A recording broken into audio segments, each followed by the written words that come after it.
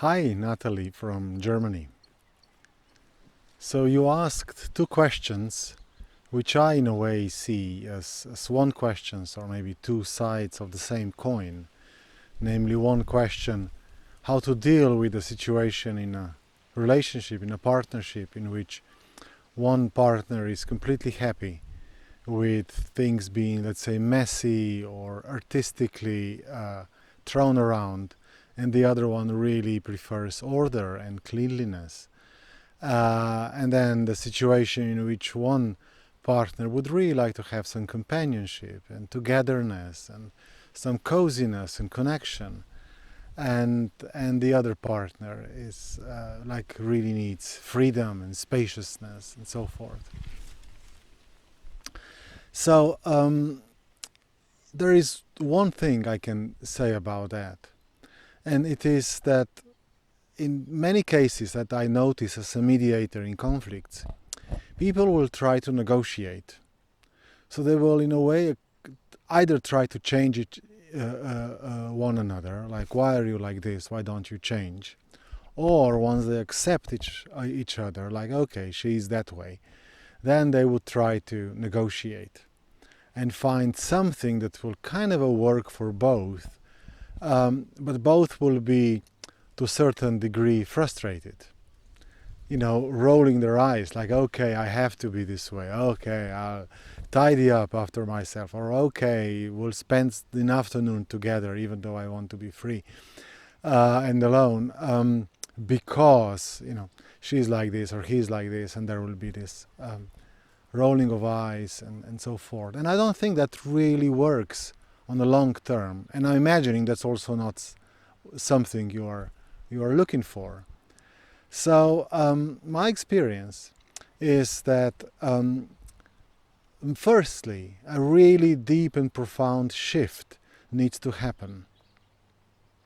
And in order to do that, what I would suggest is for partners to sit down and to, let's say, divide half an hour per person.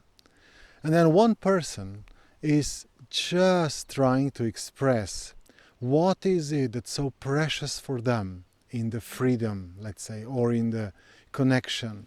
What is it that they are so much longing for within, let's say, order and cleanliness and so forth.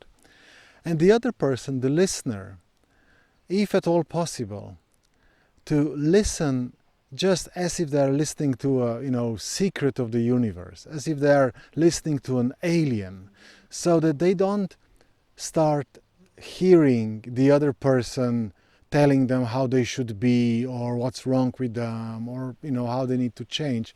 But basically, if they can bring all the curiosity they can into the listening and just listen, like, what is it that is so precious, so important for this partner of mine, for this beloved of mine.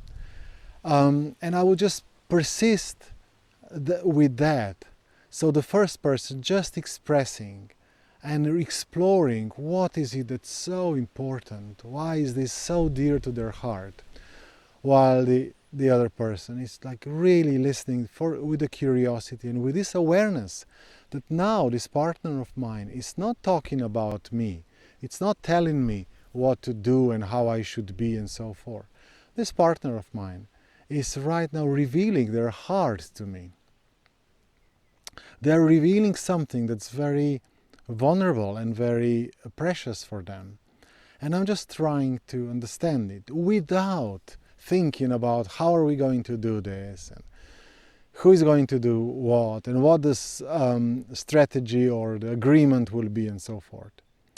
And in my experience, if this listening has been really, really coming from the space of innocence and curiosity, listening to the innocence of the heart on the other side, maybe even with some questions and so forth, then a shift might happen. And then I would, maybe go for a break and change roles. And until, hopefully, some shift will have happened on both sides. What do I mean by shift? That suddenly I don't see my partner anymore as somebody who is just so,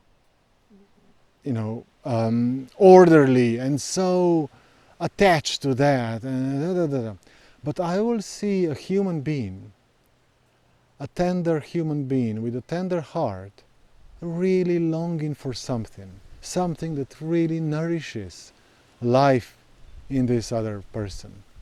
And that may create, or hopefully will create, will open up a new kind of a paradigm of relating. Because now, if I will choose to do something differently, it is not going to be because I'm negotiating and I'm letting go of my priorities and so forth, but it is going to be because I really see the beauty and the innocence in the longing of that person, and I naturally want to stretch, and I naturally want to make a certain move, because there is love in my heart, not because I should be like this, not because I have to, not because I'm doing this in hoping that I will receive something in the evening, but because I see the sweetness and the beauty, and it changes something in me.